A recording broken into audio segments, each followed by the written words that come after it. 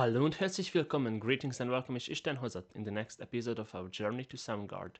In this video we will go through the Madhouse collection. This will include both the proposed changes and the actual balance patch because there weren't as many changes to be proposed and to be made as with the core set. So in the first half of the video we will look at the proposed changes. Make note that these are not the actual changes, they will be included in the second half of the video.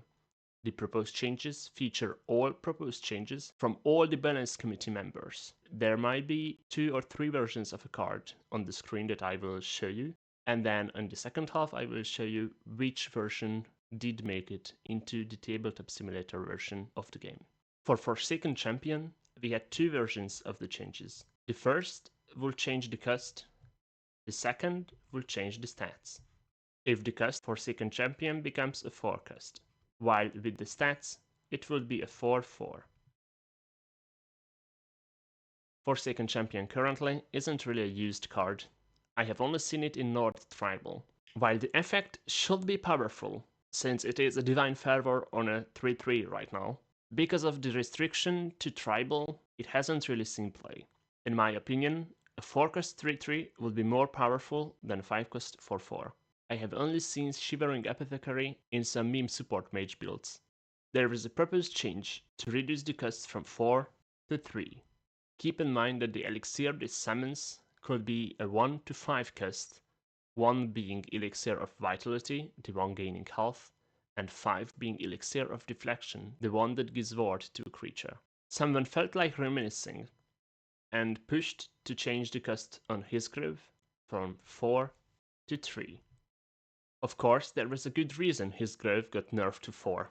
It was strong in Ramp Warrior. However, in today's meta, or at least the Joseph Oblivion meta, Ramp wasn't that played, although Ramp Rage Warrior was still the only control warrior that I've seen outside of me playing Doomcrate. While I'm hesitant to this change, I will ask around in the balance committee and then we'll see what happens. And the last card that had proposed changes is Battle Reeve of Dusk.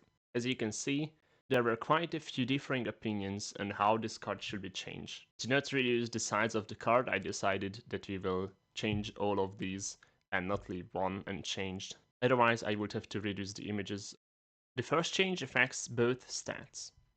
The second change affects the cost and the stat.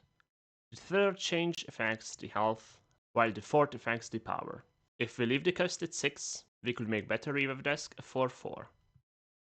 Reducing the cost to 4 while reducing the health to 2 was also a proposed change. If we change one stat could be buffed to 4. What we have to keep an eye out for when changing Battle Reeve of Dusk is that it gives friendly creatures +1/+1 for each keyword they have, which means this would also be a buff not just to any keyword deck but to Invade as well. While currently in the TTS version, because we are only on Madhouse collection, there is no Invade, we have to keep in mind that we do not want to change the cards later in, so instead we are doing the balance patch with the mindset of a Joseph Oblivion meta, and because of that I do not want to make risky changes for Battle Reeve of Dusk. And now moving on to the balance patch, because this time there weren't as much proposed changes. I will also mention the changes that did not go through. It was Shivering Apothecary, it will remain a 4-cost. There is no reason to make it a 3-cost and then have some exploit with using summon abilities again and again and again and getting infinite value of that. Elixir of Deflection is a 5-cost. The Berserker version of the elixir, I don't even know the name. The one that gives +2 and breakthrough is also a good elixir if you summon it with a 2/2 creature as well. And also this Shivering Apothecary costs 3 while that elixir costs 4. So those were the main reasons we are not changing Shivering Apothecary. And then the Hisgrove change did not go through. It will be too much. And we have already seen what kind of problems ramping like that could give us. Also, we have so many ways to ramp now. There is Sweet in it, so that will make it easier to reach 15 Magicka. And because of that, we are not going through with the Hisgrove change. But we are changing Forsaken Champion and Battle Reeve of Dusk. Starting with Forsaken Champion, the change was that it got buffed to 4-4. As I said, I think this was the minor change compared to the cost reduction to 4. Fervor is a problem at 4, so I didn't want to make Forsaken Champion a 4-cost. A 5-cost 4-4 is still really good with this effect, So if you are building a tribal, you will now want to run Forsaken Champion instead of Training Grounds.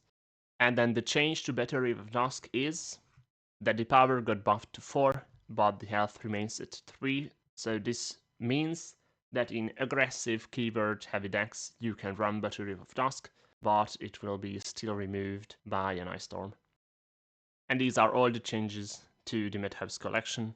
They are already implemented, so if you load the Tabletop Simulator workshop map that can be found in the description, you can already play these. Actually, they have been implemented since the start of the month, but I was behind on filming these videos. Now I will move to Fall of the Dark Brotherhood and get those out in the next month. So let's see you there.